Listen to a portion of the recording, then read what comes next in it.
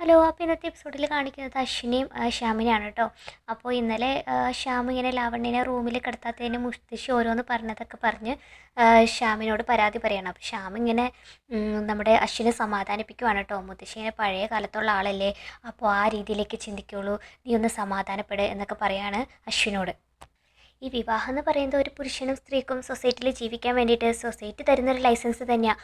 അത് നിനക്ക് ഉണ്ടാവണമെന്നേ മുത്തശ്ശി ആഗ്രഹിച്ചുള്ളൂ. അപ്പോൾ അശ്വൻ പറയാണ്, അതിന് വേണ്ടിയിട്ട് ഞാൻ എൻ്റെ സ്വപ്നങ്ങളെ ബലി കഴിക്കാൻ തയ്യാറല്ല. നീ ഇങ്ങനെ വാശി പിടിക്കല്ലേ, ചില സത്യങ്ങൾ നമ്മൾ ബോധപൂർവം അംഗീകരിക്കാൻ തയ്യാറാവണം. എന്തായാലും 1 മാസം സമയം തന്നിട്ടുണ്ടല്ലോ, അതിനുള്ളിൽ നിങ്ങളുടെ രണ്ടുപേരുടെയും കാഴ്ചപ്പാട് മാറി വരാൻ സമയമുണ്ടെന്നാണ് എൻ്റെ വിശ്വാസം. നോ, 1 മാസമല്ല, 1 വർഷം എടുത്താലും ജീവിതത്തെക്കുറിച്ചുള്ള എൻ്റെ കാഴ്ചപ്പാടിന് ഒരു മാറ്റം ഉണ്ടാവാൻ പോടില്ല. അയ്യോ, അളിയനിങ്ങനെ തൃപ്തി വെച്ചാലെങ്ങനെയാ? നോക്ക്, ഈ ഒരു മഞ്ഞുരുക്കം അത് എപ്പോഴായാലും സംഭവിക്കാനുള്ളത് തന്നെയാണ്. അല്ലെങ്കിൽ ഭൂമിയിലെ എല്ലാ മഞ്ഞുമലകളും മഞ്ഞുമലയെ തന്നെ നിൽക്കേണ്ടതല്ലേ? അതുപോലെ നിങ്ങളുടെ വാശും എന്തായാലും ഉരുക്കി ഒലിച്ച് വീഴും. ഈ 1 മാസം അതിനുള്ള സമയം, നീ അങ്ങനെ പ്രതീക്ഷിക്കുക. എല്ലാം ശരിയാവുന്നേ എന്നൊക്കെ പറഞ്ഞിട്ട് ശ്യാം നമ്മുടെ അശ്വിനെ സമാധാനിപ്പിക്കുകയാണ് കേട്ടോ. അടുത്ത സീനിൽ കാണിക്കുന്നത് മുത്തശ്ശിയോട് അഞ്ജലി ഇങ്ങനെ സംസാരിക്കുന്നതാണ് കേട്ടോ. മുത്തശ്ശീനെ പറയുന്നത് കൊണ്ട് മുത്തശ്ശിക്ക് എന്നോട് ദേഷ്യമൊന്നും തോന്നരുത്. ലാവണ്യോട് മുത്തശ്ശി ചെയ്തത് അല്പം കൂടിപ്പോയോ എന്ന് എനിക്കൊരു സംശയം. അതിൽ നിനക്ക് സംശയമുള്ളോ? അപ്പോൾ അവിടെ ചെയ്തതൊക്കെ ശരിയാണെന്നാണോ നീ പറഞ്ഞു വരുന്നത്? കല്യാണത്തിന് മുമ്പ് ഒരു പുരുഷനോടൊപ്പം അയാളുടെ മുറിയിൽ കഴിയാൻ എന്ത് അവകാശം അവക്കുള്ളത്? എന്ത് മര്യാദയായത്? ഈ വീട്ടിലെ സംസ്കാരത്തിനും പാരമ്പര്യത്തിനും ഈ പ്രവൃത്തി ചേരുന്നതാണോ? എന്നിട്ട് കുഞ്ഞിനും ഒരു ഉളുപ്പില്ലാതെയല്ലേ അവൾക്ക് വേണ്ടിയിട്ട് ഒത്താശ ചെയ്യുന്നത്? എനിക്കറിയില്ല എൻ്റെ ഭഗവതി, കുഞ്ഞ് വല്ലാതങ്ങ് മാറിപ്പോയിരിക്കുന്നു. ആ ലാവണ്യയുടെ ദുഷിച്ച സംസർഗം കൊണ്ട് തന്നെയാണ് എൻ്റെ കുഞ്ഞിനിങ്ങനെ അധംപതിച്ചു പോയത്. അഞ്ജലി പറയണം, അങ്ങനെയൊന്നും പറയില്ല മുത്തശ്ശി, ഈ വീട്ടിൽ അങ്ങനെ ആർക്കാ അധംപതിച്ച് പോകാൻ കഴിയണേ? കുഞ്ഞിന് മുത്തശ്ശി അനുസരിച്ചില്ലേ? അതുപോലെ ലാവണ്യയും മുത്തശ്ശി പറഞ്ഞതൊക്കെ കേട്ടില്ലേ?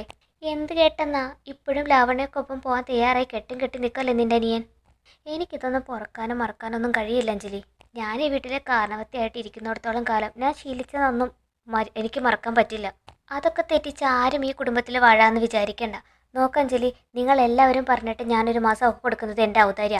ആ 1 മാസത്തിനുള്ളിൽ ഈ വീട്ടുകളിലെ ചിട്ടവട്ടങ്ങളൊക്കെ ആയിട്ട് ചേർന്ന് പോകാൻ അവൾക്ക് പറ്റില്ലെന്ന് എനിക്ക് ബോധ്യമായാലുണ്ടല്ലോ, അവൾ പിന്നെ ഈ വീട്ടിൽ നിൽക്കുകയില്ല, കുഞ്ഞിൻ്റെ ഭാര്യയും ആവില്ല. ഇനി അഥവായാൽ തന്നെ കുഞ്ഞിനും അവൾ ഒരുമിച്ച് ഈ വീട്ടിൽ താമസിക്കില്ല. ഇതെല്ലാം കേട്ട് ഒന്നും മിണ്ടാതെ നിൽക്കുകയാണ് കേട്ടോ അഞ്ജലി. അപ്പം അഞ്ജലി പറയണ, മുത്തശ്ശി നമുക്കെല്ലാം ശരിയാക്കി എടുക്കാം. എന്ത് ശരിയാക്കി എടുക്കാൻ? ആര് ശരിയാക്കി എടുക്കാൻ? അഞ്ജലി, കാര്യങ്ങൾ മനസ്സിലാക്കിയിട്ട് നീ ഒന്നും അറിയാത്ത പോലെ സംസാരിക്കല്ലേ. നിനക്ക് നിൻ്റെ അനിയനോടുള്ള സ്നേഹം കൊണ്ടാ, പക്ഷെ അവനെ ജീവനെ പോലെ സ്നേഹിക്കുന്ന നമ്മളെയൊക്കെ അവനിങ്ങനെ വിഷമിപ്പിച്ചുകൊണ്ടിരിക്കുന്നത്. മുത്തശ്ശി എന്തായാലും സമാധാനമായിട്ടിരിക്കെ, ചേട്ടൻ കുഞ്ഞനായിട്ട് സംസാരിക്കുന്നുണ്ട്, കുഞ്ഞൻ എന്തായാലും കാര്യങ്ങളൊക്കെ മനസ്സിലാകും. അതിനുശേഷം കാണിക്കുന്നത് ശ്യാം ഇങ്ങനെ ശ്രുതിനെ വിളിക്കുകയാണ് കേട്ടോ. പക്ഷേ ശ്രുതിയുടെ കോള് കിട്ടുന്നില്ല. ശ്രുതിയുടെ കോള് ഔട്ട് ഓഫ് നെറ്റ്വർക്ക് എന്ന് തന്നെ പറഞ്ഞുകൊണ്ടിരിക്കുകയാണ് കേട്ടോ. അതിനുശേഷം എന്നാൽ അമ്മായിനെ ഒന്ന് വിളിച്ച് നോക്കാമെന്ന് പറഞ്ഞ് ലാൻഡ് ഫോണിലും ട്രൈ ചെയ്യുന്നുണ്ട്. പക്ഷേ അങ്ങനെ ലാൻഡ് ഫോണും കിട്ടുന്നില്ല കേട്ടോ. പെട്ടെന്ന് അഞ്ജലി വന്നിട്ട് കയ്യിലിരുന്ന ഫോൺ ഇങ്ങനെ വാങ്ങിക്കുവാണ് കേട്ടോ ശ്യാമിൻ്റെ.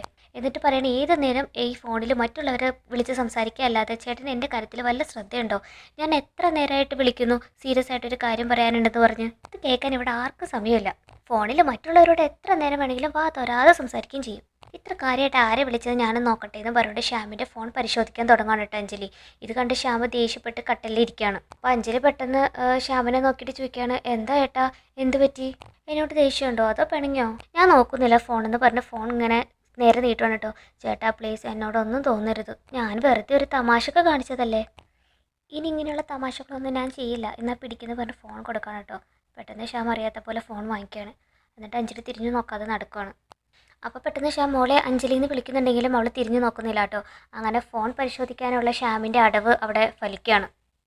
അടുത്ത സീനിൽ കാണിക്കുന്നത് അമ്മായി പ്രീതിയുടെ കയ്യിൽ അവർക്ക് പോകാനുള്ള ട്രാവൽ ഏജൻസിയിൽ നിന്നുള്ള ടിക്കറ്റ് കൊടുക്കുകയാണ് കേട്ടോ.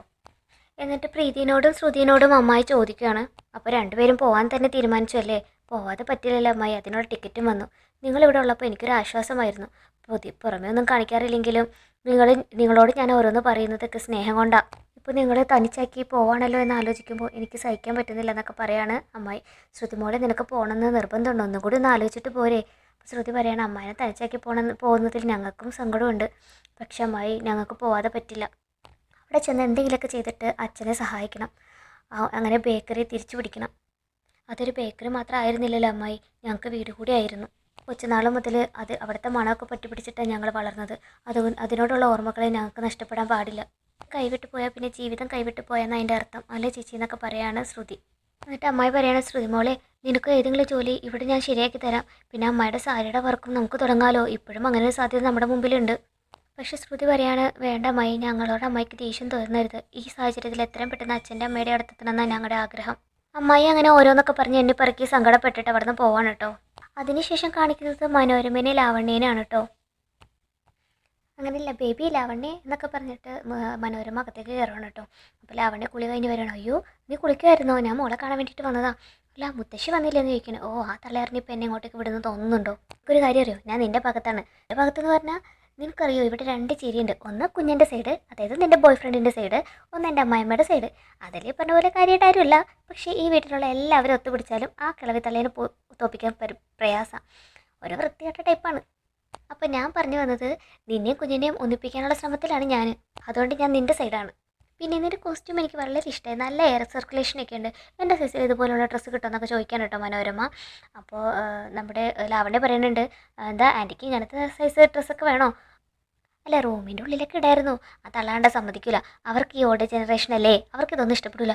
ഓ വാ ഇതൊക്കെ മക്കളുടെ ഡ്രസ്സാണെന്നൊക്കെ പറഞ്ഞിട്ട് ലാവണ്യയുടെ ഓരോ ഡ്രസ്സൊക്കെ എടുത്ത് നോക്കുകയാണ് കേട്ടോ. എന്നിട്ട് വെരി നൈസ്, ഇത് ഏത് ഷോപ്പിൽ നിന്ന് വാങ്ങിയെന്നൊക്കെ പറഞ്ഞ് ഇങ്ങനെ ഓരോന്നൊക്കെ ചോദിച്ചുകൊണ്ടിരിക്കുകയാണ് മനോരമ.